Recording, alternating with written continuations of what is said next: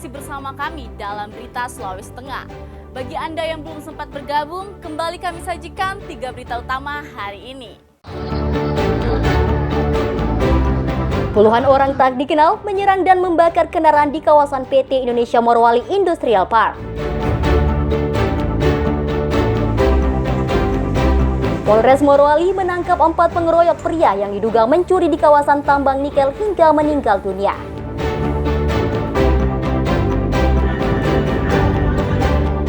Sebuah bendera raksasa dibentangkan di kawasan wisata pusat laut Kabupaten Donggala.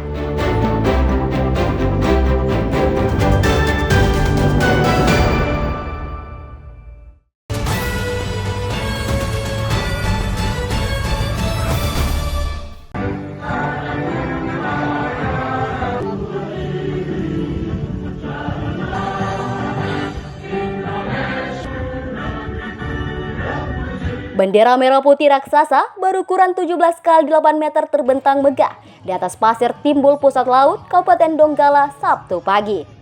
Ukurannya menggambarkan tanggal dan bulan kemerdekaan Indonesia. Para peserta menyanyikan lagu Indonesia Raya dengan hikmat saat pembentangan bendera tersebut. Pembentangan bendera menjadi momen utama dalam peringatan menjelang HUT ke-80 Republik Indonesia.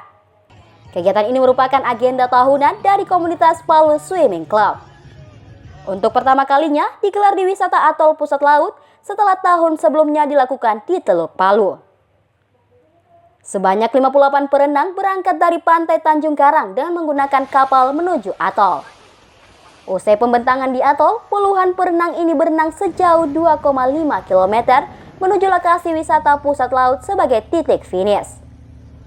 Antusias masyarakat sangat luar biasa.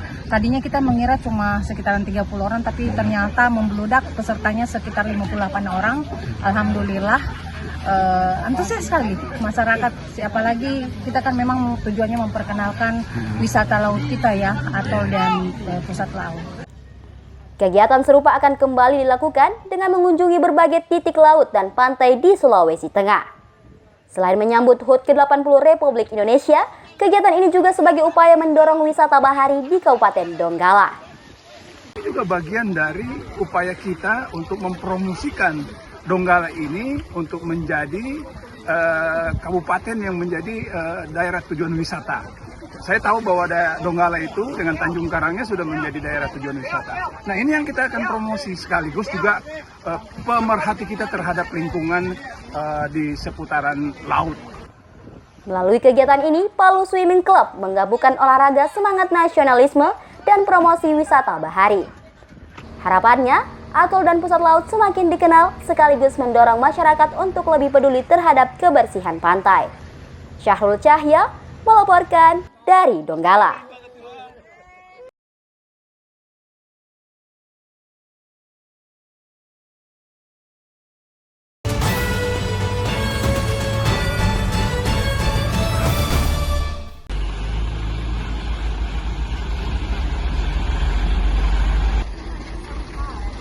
Puluhan pasukan pengibar bendera pusaka atau Paskibraka Kota Palu mengunjungi tempat pemrosesan akhir sampah atau TPA di Kelurahan Kawatuna, Kecamatan Mantikolore, Palu, Jumat pagi.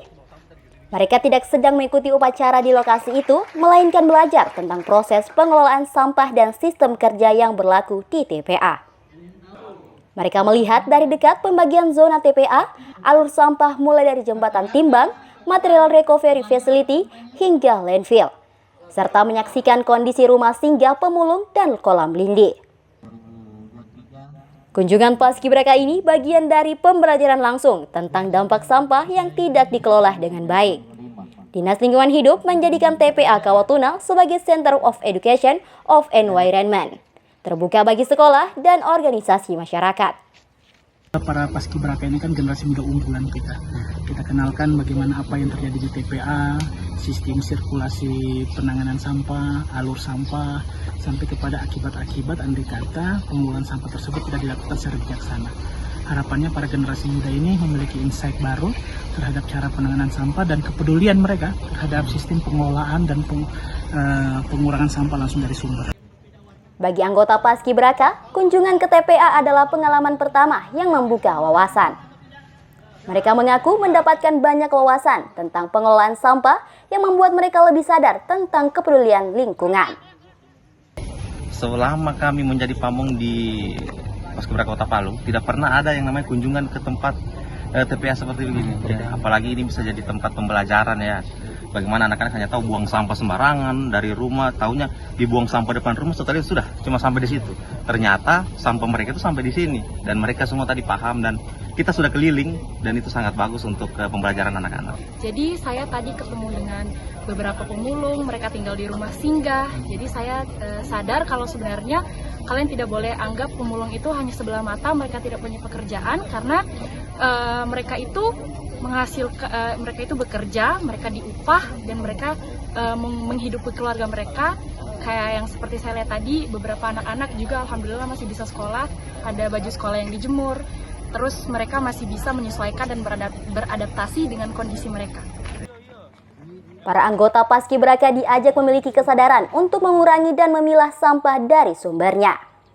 Edukasi lingkungan diharapkan tidak hanya menekankan pengelolaan sampah di tempat pembuangan akhir, tapi bagaimana menangani sampah dalam kehidupan sehari-hari. Syahrul Cahya melaporkan dari Palu.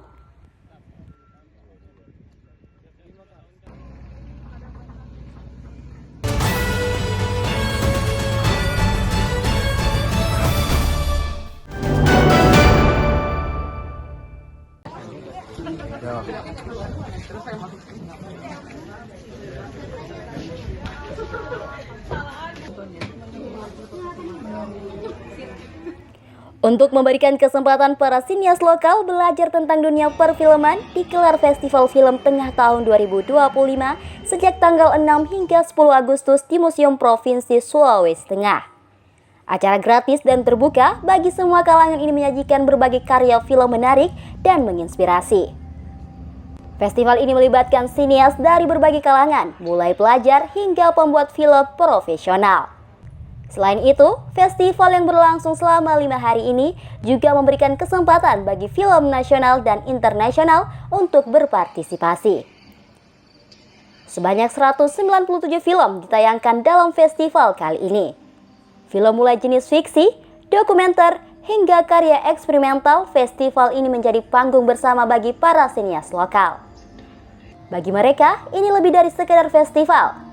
Jadi merupakan ruang baca, ruang belajar, dan ruang gelisah yang menjelma menjadi karya. Festival ini tidak punya tema utama, tapi kita percaya satu identitas ruang liminal tadi itu, ruang ambang. Kita selalu lekat dengan itu. Ketika teman-teman di Palu membicarakan film atau teman-teman di Sulawesi Tengah, kita selalu membicarakan bahwa kita tidak punya akses. Kita membuat film juga bukan film komersil yang lahir dari bioskop gitu. Film yang teman-teman Sulawesi Tengah lakukan adalah lahir dari kegelisahan. Nah, maka Festival Film Tengah lahir untuk merespon itu semua. Film-film yang ditayangkan bukan film bioskop beranggaran besar, namun cerita yang lahir dari kedalaman hati dan kecintaan terhadap lokalitas. Dengan semangat yang menular, FFT dipandang tak sekedar ajang tahunan, melainkan titik temu bagi generasi pembuat film berikutnya untuk terus berkarya di tanah sendiri. Kesukaan terhadap film itu akan juga terus terjaga dan terawat dan juga mungkin menyebar ke lintas generasi, lintas kelas sosial juga. Saya melihat bahwa teman-teman ini lebih berani dalam berkarya gitu. Seperti tadi kan karya-karya yang sifatnya eksperimen itu cukup muncul gitu.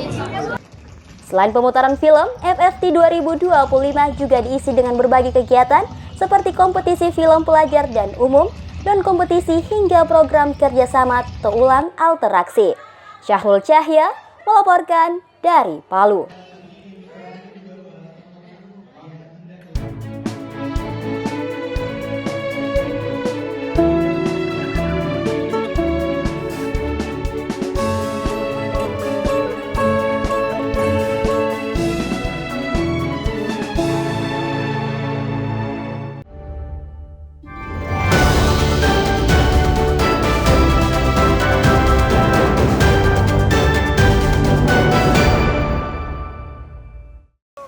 Informasi tadi sekaligus menutup jumpa kita dalam Berita Sulawesi Tengah. Atas nama rekan kerja yang bertugas, saya Della Rizka mengucapkan terima kasih atas kebersamaan Anda. Selamat beraktivitas dan sampai jumpa. Songgompoasi, Tabe.